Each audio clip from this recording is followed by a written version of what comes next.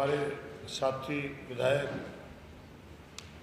श्री बीबी बत्रा जी, आफ्ताब अहमद जी, चंद्र Prakash ji, cell wall जी, हमारे media के भारद्वाज साहब, चांदवीर जी, इन सब की तरफ से आप सबका बहुत बहुत स्वागत है। आज की ये प्रेस कॉन्फ्रेंस जिस प्रकार से चुनाव खत्म होते ही एक आशंका थी कि डीजल और पेट्रोल के रेट बढ़ाए गए, ठीक उसी प्रकार से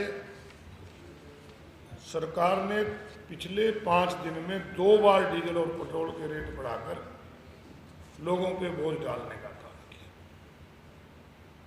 कांग्रेस पार्टी द्वारा 18 से 20 तारीख तक 3 दिन पूरे हरियाणा प्रदेश में हर जिला हेडक्वार्टर पे प्रदर्शन करके महामहिम राष्ट्रपति के नाम ज्ञापन दिया कि पेट्रोलियम पदार्थों से बढ़ने से न केवल पेट्रोलियम पदार्थों की महंगाई बढ़ती है बल्कि सभी चीज़ पे इसका इफेक्ट आता है और इसका इफेक्ट आना भी शुरू हो गया है। तो ये सरकार किस प्रकार से लोगों पे बोझ डालती है।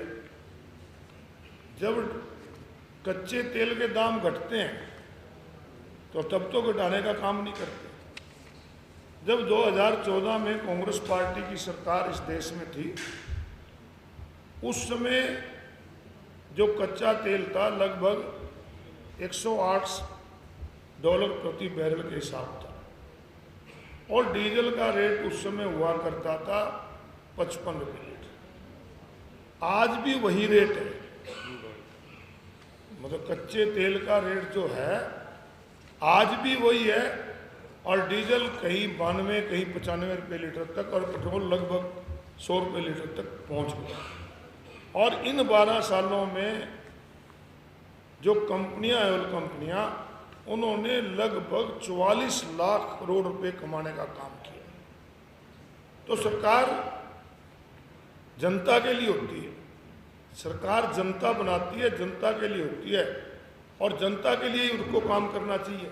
परंतु ये सरकार बड़ी बड़ी कंपनियों को फायदा पहुंचाते हैं और उसकी महंगाई की मार लोगों पे पड़ती है। आज ये असर इसका हुआ कि जितनी भी खाने की चीज़ें आज उनके रेट एकदम बढ़ गए। किस प्रकार से आज मैं एक पूछ रहा था किसी से, बात छोटी सी है, इतनी महंगाई बढ़ी है कि वो जो साबुन होता है ना, साफ करने वाला बर्तन, जो 48 रुपये का पैकेट आता था 94 रुपये हो गया है। हर चीज़ के जो खाने के तेल है उनके दाम लगातार बढ़ गए हैं, चीनी के दाम बढ़ गए हैं। तो ये महंगाई की मार इस सरकार ने चुनाव के बाद जनता पे डालने का काम किया। हमने महामहिम राष्ट्रपति से मांग की है कि सरकार को कहें कि लोगों के लिए काम करें। इसके साथ साथ और भी कई चीज़ें हैं। आज जो भ्रष्टाचार है वो एक चरम सीमा पर पहुंच गया और इतना भ्रष्टाचार होने लगा कि बैंक तक के घोटाले होने लगे। हमारे प्रदेश के आईएएस के नाम आने लगे और हमने पहले भी आपके बीच में कहा था कि जिस समय राज्यसभा का चुनाव हो रहा था, जो वहाँ का रिटर्निंग अफसर था पंकज अग्रवाल, उन्होंने जानबूझ के भारतीय जनता पार्टी के उम्मीदवार को जिताने के लिए, आज़ाद उम्मीदवार को जिताने के लिए और कांग्रेस का उम्मीदवार किस प्रकार हारे, जानबूझ के उसमें हमारी वोटें कैंसिल की गई। जो कि वैलिड वोट थी उनको कैंसिल किया गया सिर्फ इसलिए कि वो अधिकारी को ये कहा गया था कि हम बैंक घोटाले से तेरा नाम निकलवा देंगे। किस प्रकार की ये सरकार आज काम कर रही है, बाकी और जानकारी के लिए आफ्ताब जी और बत्रा जी भी आपसे भी साझा करेंगे।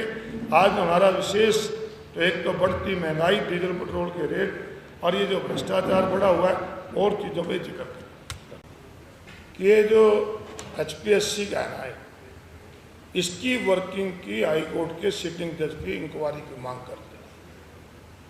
हमें शंका है इस बात पे इस बात पे शंका है हमें कि ये पेपर जो बनाते हैं हरियाणा की बजाय बाहर बेच के इसको लीक किया जाता है। और मैं एक बात और कहना चाहता हूं कि ये सरकार जो है ये पक्की नौकरी नहीं देना चाहती। इसके अंदर जो बच्चे फेल होते हैं, पोस्ट खाली ना रहें, बहुत बच्चे ऐसे हैं जो पेपर में क्वालिफाई नहीं हुए और HKRM में उनकी नौकरी दे दी गई। अगर वो सक्षम नहीं थे तो फिर HKRM में क्यों लगाए गए? वो सक्षम थे, जानबूझ के उन्हें फेल किया गया। और सरकार नहीं चाहती कि अगर ये तो इस प्रकार के लोग हैं। एक बार इनकी एक MP हुआ करते थे, उससे किसी ने कहा कि पुलिस में भर्ती करा दे, क्या 50,000 देने पड़ेंगे, 5 लगा देंगे 10,000 वाले। ये वो कर रहे हैं। पक्की नौकरी में असिस्टेंट प्रोफेसर के लाख से ऊपर देना पड़ता है, कच्ची में 40-45,000 रुपये लगा लेते हैं। अरे मैं वही कह रहा हूँ, कच्ची नौकरी देते हैं। और जहाँ तक C और D की नौकरी की बात है, उसमें भी जो बहुत क्वालिफाई बच्चे हैं आज उनको D की नौकरी देके अपमानित करने का ये काम करते हैं। और आज बच्चे हमारे इतने अपमानित महसूस करते हैं कि ये कहते हैं ना, बार बार एक बात, इनका भाषण एक चीज से शुरू होता है कि हमने खर्ची पर्ची बंद कर दी। अब 1,25,000 के समथिंग जॉब गारंटी दी HKRM में, तो ये बता दे कौन सी मेरिट थी उसमें? ना मेरिट ना रिजर्वेशन।